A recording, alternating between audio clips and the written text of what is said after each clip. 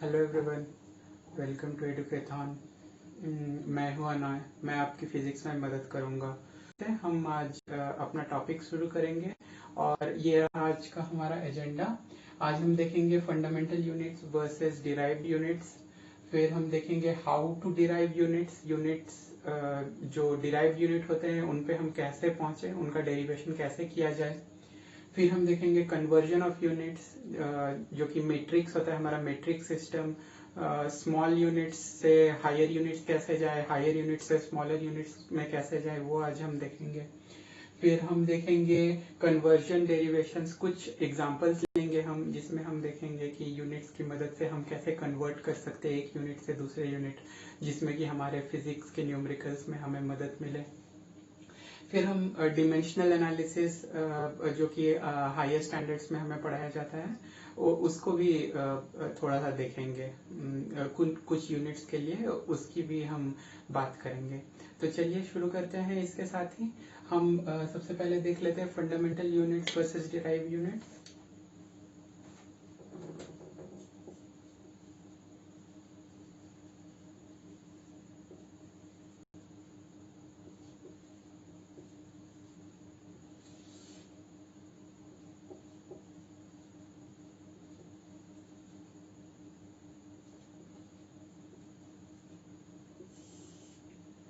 तो जैसे कि आपको याद होगा, लास्ट क्लास से हमने कुछ फंडामेंटल यूनिट्स की बात करी थी। कुल 7 यूनिट्स थे जो जिनको हम फंडामेंटल यूनिट्स बोलते हैं, उनको हम फंडामेंटल या बेसिक यूनिट्स बोलते हैं। तो उन फंडामेंटल यूनिट्स से शुरू करते हैं हम। सो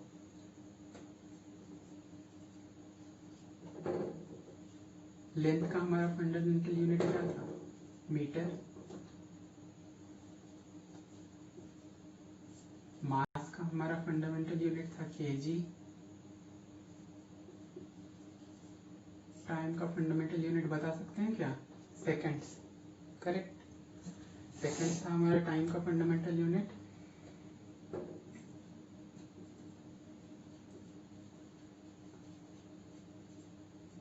टेम्परेचर का फंडामेंटल यूनिट था केल्विन।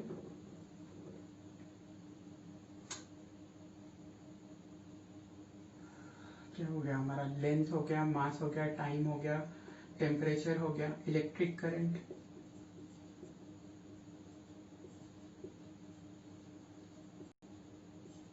का फंडामेंटल यूनिट था हमारा एम्पेयर।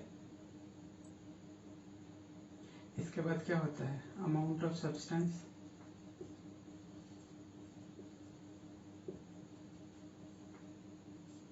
अमाउंट ऑफ सब्सटेंस का फंडामेंटल यूनिट क्या बताया था मैंने? मोल। और लास्ट वाला क्या हो गया हमारा? Luminous intensity.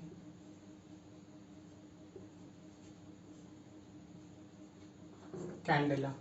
सो ये थे हमारे फंडामेंटल यूनिट्स। सो ये हमारे बेसिक यूनिट्स है, बेस यूनिट्स हैं। इन यूनिट्स को हम यूज करके हम अपने डिराइव्ड यूनिट्स तक पहुंचते हैं। बेसिकली हम ज्यादातर मास, लेंथ और टाइम को यूज करते हैं। ये इंटरनेशनली एक्सेप्टेड है। मास, लेंथ और टाइम को यूज करते हुए ही हम अपने डिराइव्ड यूनिट्स पे पहुंचते हैं।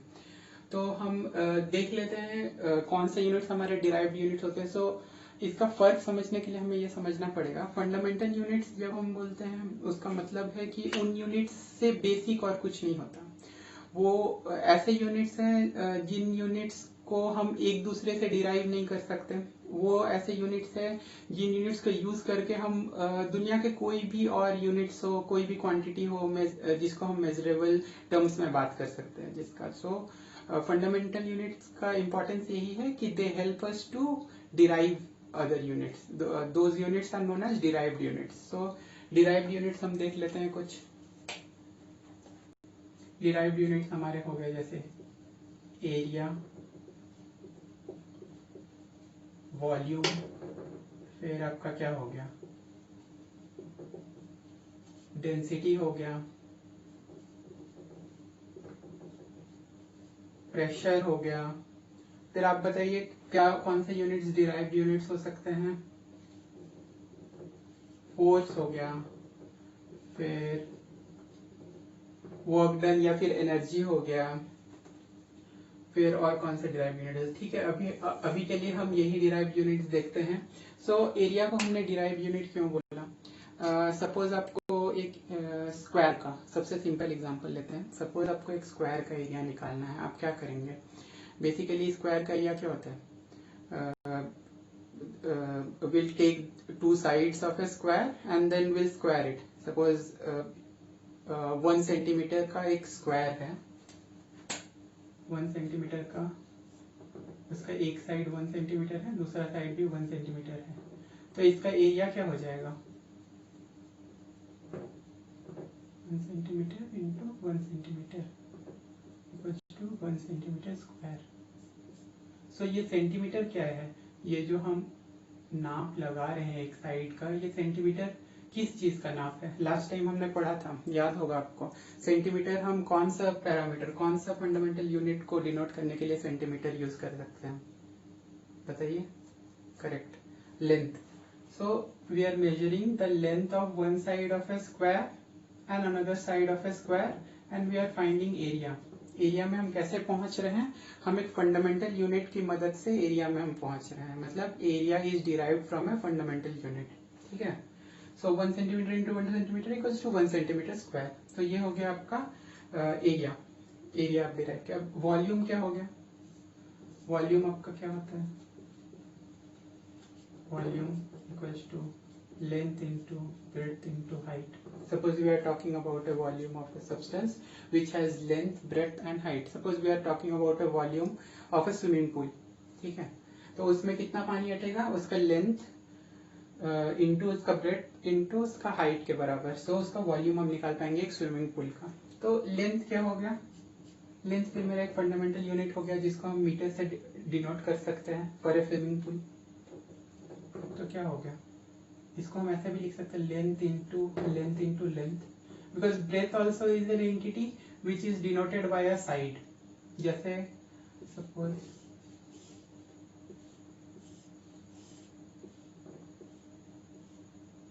ये अगर हम अपना स्विमिंग पूल का लैटरल व्यू देख रहे हैं तो ये हो गया उसका लेंथ, ये हो गया उसका ब्रेथ और ये हो गया उसका height. So what are all these three entities? All three entities are lengths.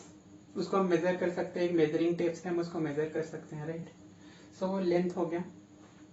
So volume कैसे आप निकल जाएगा? वॉल्यूम सपोज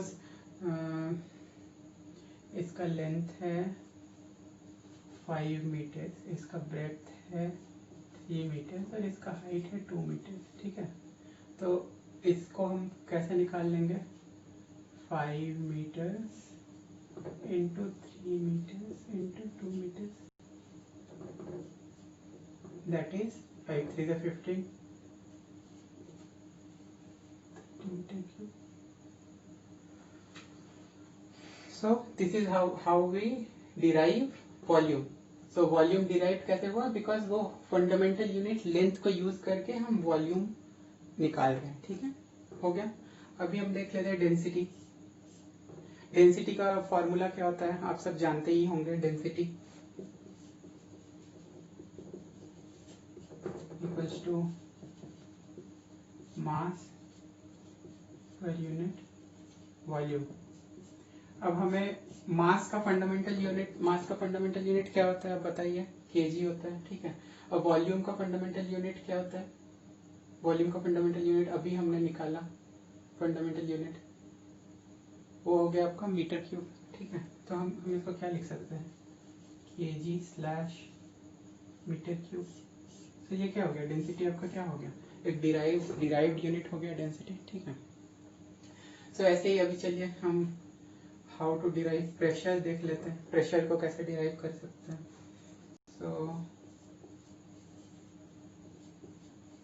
प्रेशर क्या होता है? फोर्स पर यूनिट एरिया होता है प्रेशर आपका। और फोर्स क्या होता है? हम फोर्स का डेफिनेशन जानते हैं। ठीक है, पहले हम फोर्स निकाल लेते हैं, फिर प्रेशर पे आएंगे। ठीक है, पहले हम फोर्स निकाल लेते हैं। Force equals to m into a, that is mass into acceleration due to gravity, ठीक है। और इट्स इवन बेटर, अब हम एक्सेलरेशन को एज ए डिराइव्ड यूनिट निकाल लेते हैं पहले, तब हम फोर्स में वापस आएंगे और फिर हम प्रेशर में वापस आएंगे। Good, acceleration.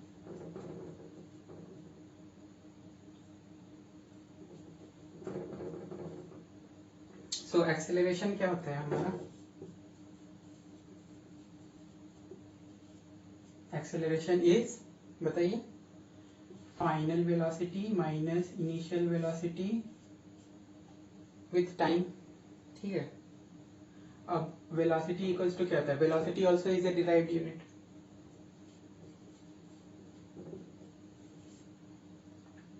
Velocity equals to क्या होता है बताइए? Distance by time minus d1 d2 लिख रहा हूं मैं यहाँ पे ताकि आपको इजी हो। d1 suppose d1 is the final distance covered, d2 is the initial distance, and the t1 is the time 1 and t2 is the time 2 and t।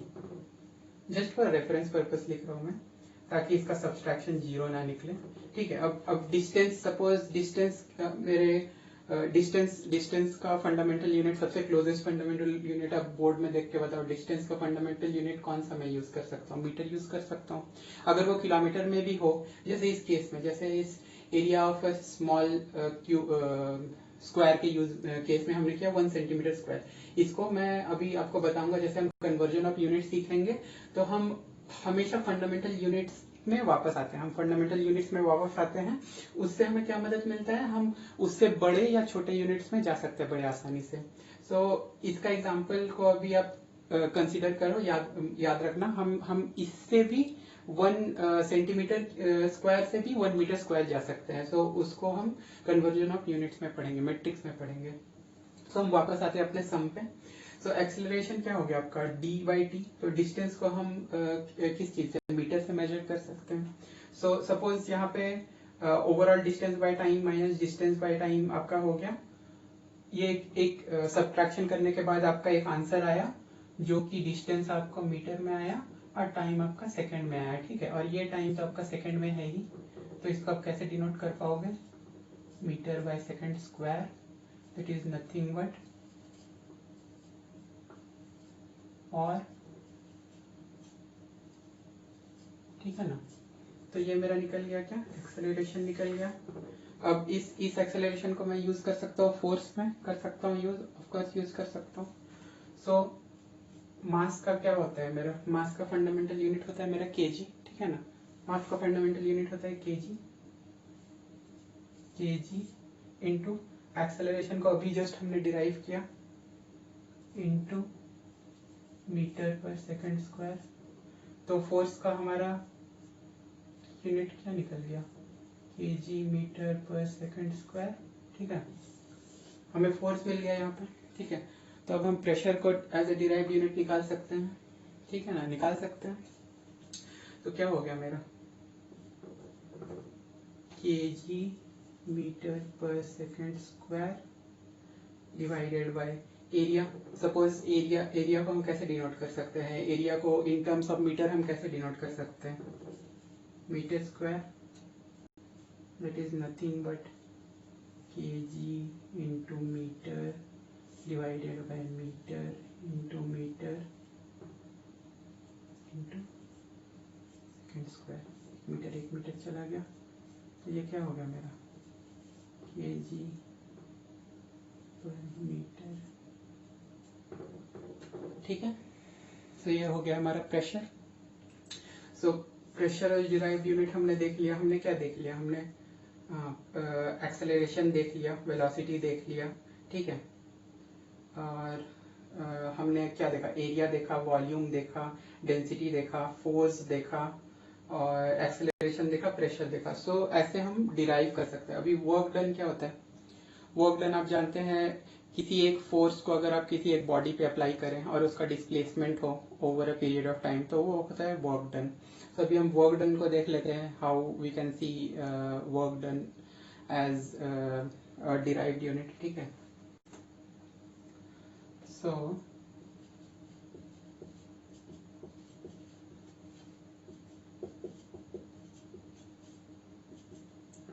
Force into displacement हो गया आपका वर्क डन। ठीक है, तो force का unit हमने क्या निकाला था, force equals to mass into acceleration. अब मैं अभी मिटा दिया हूँ इसलिए मैं फिर से डिराइव करके दिखा रहा हूँ, into displacement that is acceleration का भी आपको पता है। ठीक है, आप सपोज सिर्फ आपको वर्क मिला हुआ है, आप वर्क कैसे डिराइव करोगे। ठीक है, सो मास का हो गया आपका kg इंटू एक्सेलरेशन का क्या हो गया आपका, जाएगा आपका suppose v by T into displacement, और v आपका क्या होता है डिस्टेंस बाय टाइम। डिस्टेंस को मैं मीटर में लिखूंगा और टाइम को मैं t इंटू टी कर दूंगा यहाँ पे, इंटू आपका डिस्टेंस फिर से मीटर में हो गया, तो equals to kg into metre by second square into metre, kg metre square per second square. तो ये हो गया मेरा work done, this is my work done. Derive units देख लिया, अभी हम इसके नेक्स्ट पार्ट में जाएंगे।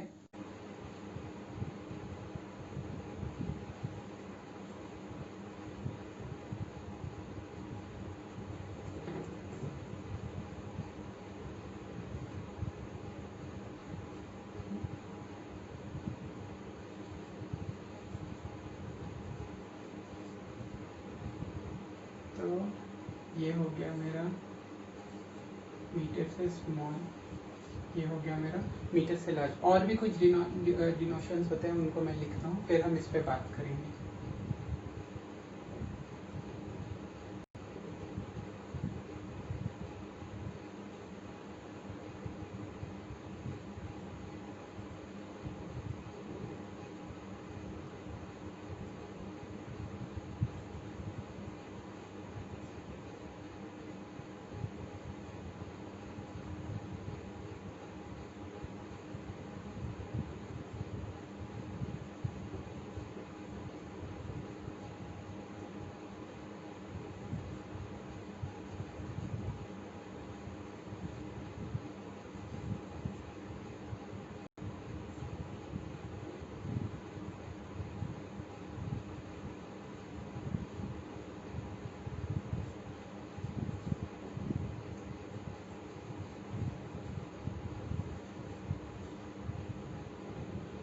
सो ये हो गया मेरा, इतना आपको जरूरत नहीं पड़ेगा कभी भी, बट जान के रखने में कोई हर्ज नहीं है। ये हो गया आपका पूरा sequence series, that is if you are going towards the top, then your denotation from your fundamental unit that is metre से ये सारे जितने भी हो रहे हैं ये सारे छोटे मतलब स्मॉलर साइज यूनिट्स हो रहे हैं, और ये मीटर से जितने भी आप नीचे आ रहे हैं ये सब लार्जर साइज यूनिट्स हो जा रहा है। अगर आप सन का डिनोशन करोगे, सूर्य का डिनोशन करोगे तो वो लार्जर साइड में आएगा। अगर आप इलेक्ट्रॉन्स का डिनोशन करोगे तो वो स्मॉलर साइड में जाएगा।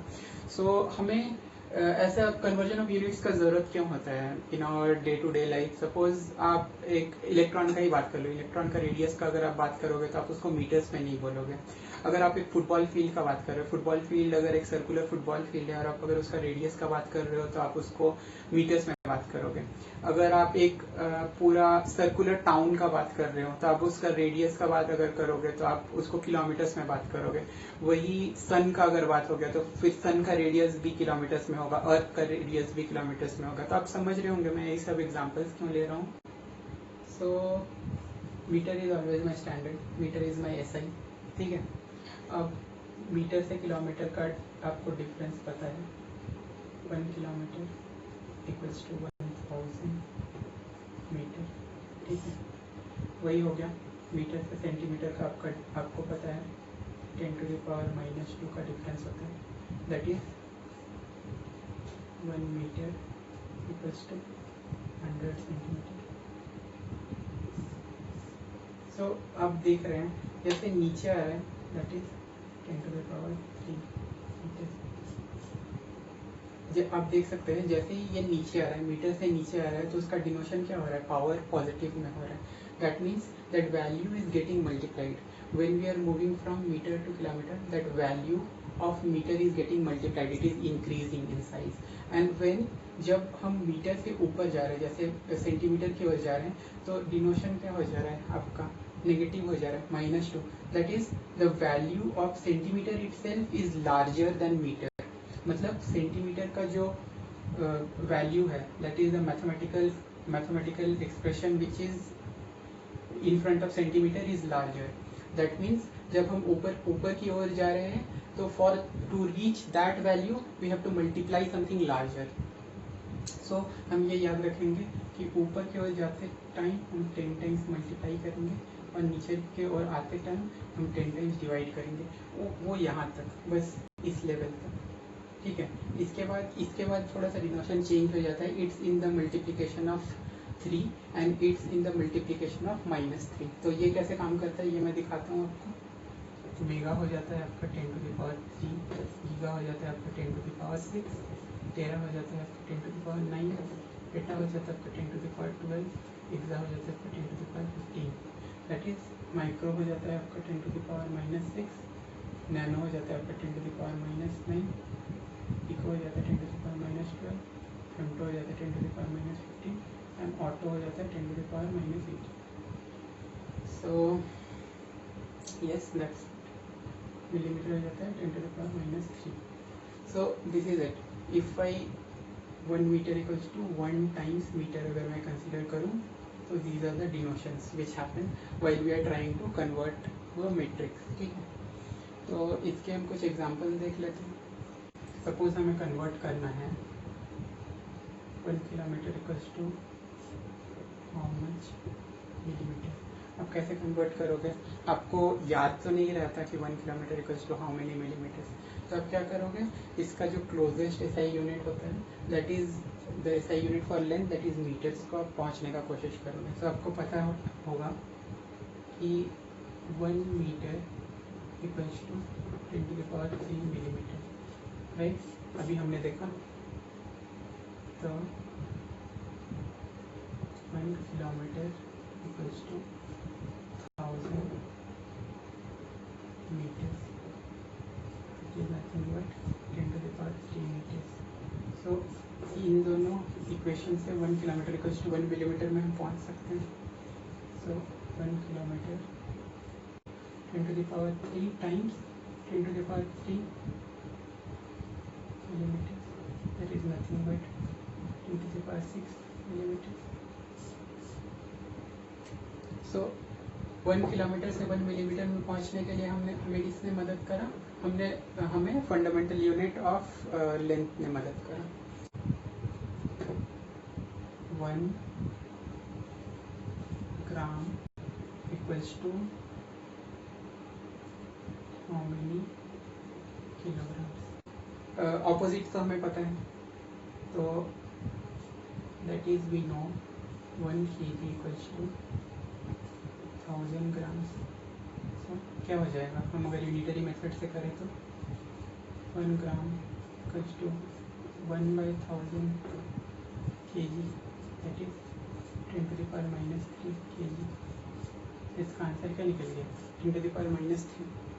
ऐसे ही करके आप लेंथ, टाइम और वेट, मास के स्टैंडर्ड यूनिट्स का कन्वर्जन कर सकते हैं. और डिराइव्ड यूनिट्स का तो आपका पता ही है, हमने जैसे डिस्कस करा, derived units can be easily derived out of the fundamental units.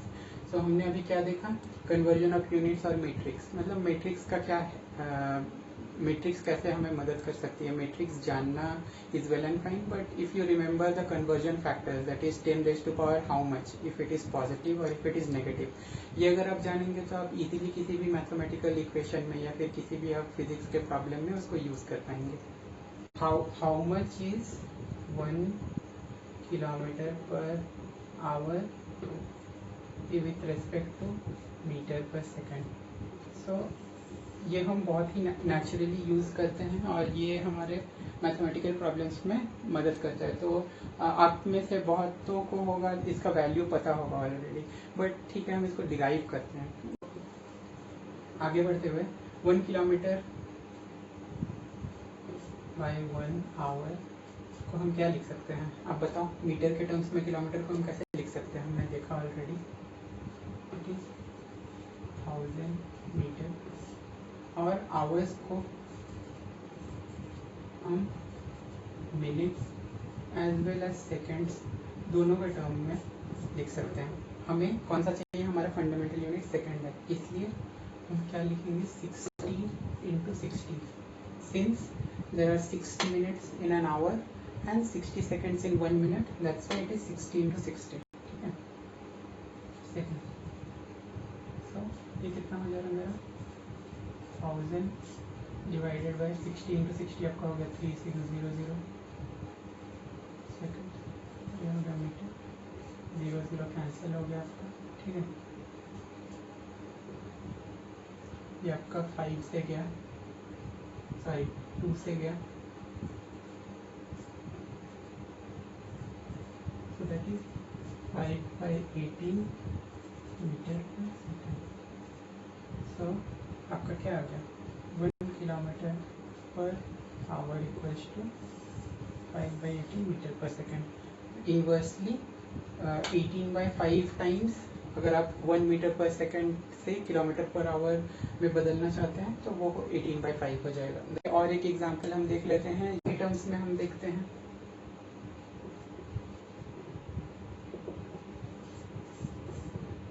1 gram per centimetre cube equals to how much kg per metre cube. ठीक है, so gram per centimetre cube से kg पर मीटर क्यूब में हम कैसे move करेंगे,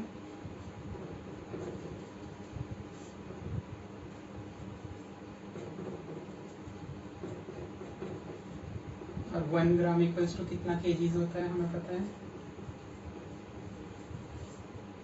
और 1 centimetre equals to कितना metre होता है ये भी हमें पता है।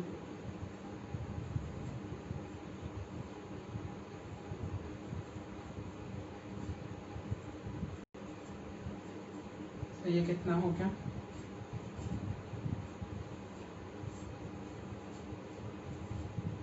ठीक है, 10⁻³ × 10 divided by 10⁻⁻6 metre. Metre metre कितना हो गया हमारा, मीटर क्यूब हो गया, और kg रह गया वह एज इट इज। तो ये हमारा कितना हो गया अगर हम इसको ऊपर ले गए, और 3 kg per metre cube, that is 1 gram per centimetre cube equals to 1000 kg per metre cube. So ये डेंसिटी ऑफ वाटर के कॉन्टेक्स्ट में अगर हम देखें तो ये एप्लीकेबल होता है 1 gram per centimetre cube equals to 1000 kg per metre cube. So ये हो गया हमारा कन्वर्जन का दो एग्जांपल्स हो गया, एक डेंसिटी के लिए हमने देखा और एक स्पीड के लिए देखा। तो हमारा लास्ट पार्ट होगा इंट्रोडक्शन टू डायमेंशनल एनालिसिस। सो डायमेंशनल एनालिसिस क्या होता है, अब हमारे स्टैंडर्ड फंडामेंटल यूनिट्स हम हमेशा मानते हैं लेंथ को, मास को और टाइम को। ठीक,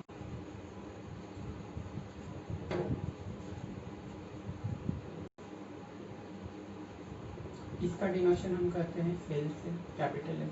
इसका डिनोशन हम करते हैं कैपिटल एल से, और इसका डिनोशन हम करते हैं। नेक्स्ट क्लासेस में हम डायमेंशनल एनालिसिस का और फर्दर डिटेल्स में देखेंगे, like how we can derive other units with help of length, mass and time.